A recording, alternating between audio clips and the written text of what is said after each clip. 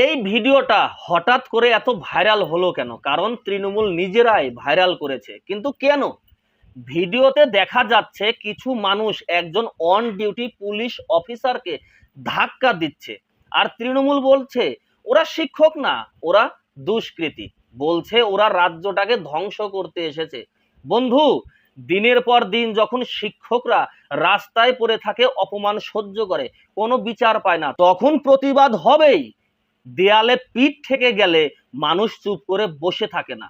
স্বয়ং ভগবান শ্রীকৃষ্ণ অর্জুনের রথের সারথি হয়েছিলেন ধর্ম স্থাপন করতে। নারায়ণ তখনই অস্ত্র ধরেছিলেন সুদর্শন চক্র, যখন অন্যায়ের সীমা ছাড়িয়েছিল। এই শিক্ষকরা যদি আজ ক্ষোভে ফেটে পড়ে, তার মানে এই নয় তারা দুষ্কৃতী, বরং তারা আজকের এই সমাজে প্রতিবাদের প্রতীক।